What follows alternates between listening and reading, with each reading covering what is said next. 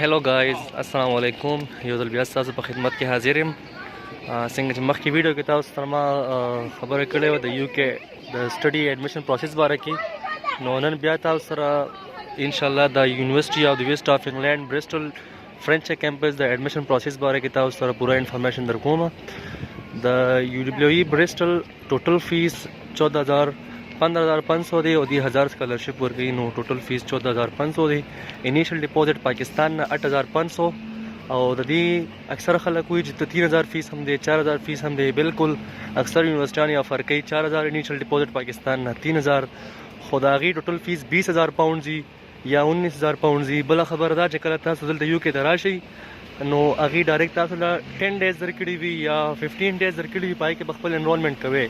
انرولمنٹ مین چې تاسو کم از کم هاف فیس د ټوټل فیس چې کم هاف فیس ته کم از کم هغه تاسو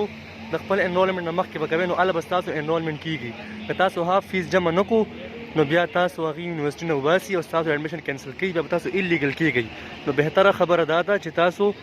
د پاکستان نه انیشل ډیپوزټ 50% یا 50% نه څومره چې زیات جمع کولی شئ نو تاسو ته به ډېر ایزي وي بیا تاسو یونیورسټي 3-4 منثس پورې نه تنګئ او بل دا یونیورسټي د دې چې کوم ریکوایرمنټس دي نو دی آیلیټس پی ټي ای لینګویج سرټ یا آکسفورډ انګلیش ټیسټ دا دي ایکسیپټ کوي دې نه علاوه یونیورسټي انټرویو وي هغه انټرویو چې کوم چا آیلیټس کړي وي نو هغې بیا انټرویو نه اخلي هغې نه او بیا چا آکسفورډ کړي وي یا پی ټي ای کړي وي نو هغې نه بیا انټرویو واخلي خو انټرویو هم ایزي وي هغه صرف جسټ کریډیبلټ انټرویو وي کس ګوري تاسو جنون یې که نه دغه لپاره انټرویو اخلي نور د دې یونیورسټي چې کوم اپلیکیشن پټ کولو لپاره کوم ریکوایرمنټس دي نو هغه میټرک نه والا تر لاست ډګري پورې ټول ډاکومنټس او سره 2 ریکمنډیشن لیټرز دا یونیورسټي والا ورکوي ریکمنډیشن لیټرز او چې کله تاسو اپلیکیشن پټ کوئ ایډمیشن لپاره نو تاسو ته به دي کم از کم یو ډبلیو ای برسټل ډېر زر افر لیټر ورکوي تقریبا په 2 ویکس کې دننه به تاسو افر لیټر راشي کنډیشنل افر لیټر په هغې کې بیا تاسو نه انګلیش ټیسټ غواړي او انټرویو نو انګلیش ټیسټ به ورته سبمیټ کوي انټرویو به ورله ورکوي چې هغه کله تاسو ورکوي نو بیا ستاسو د فیس پروسس به شروع شي نو فیس به بیا انشاءالله جمع کوي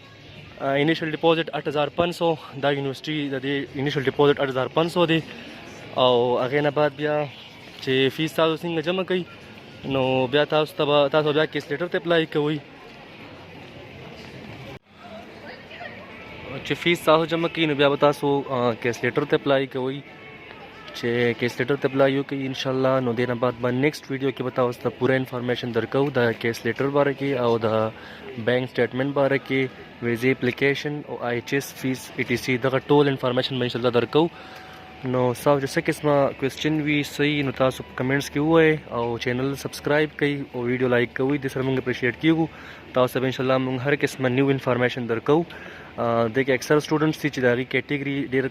کم وي نو هغې وایي چې موږ نه آیلیټس پاس کولی شو نه انټرویو ورکولی شو نه بل انګلیش ټیسټ پاس کولی شو نو داسې یونیورسټي چې هغه نه آیلیټس ایکسیپټ کوي نه بل څه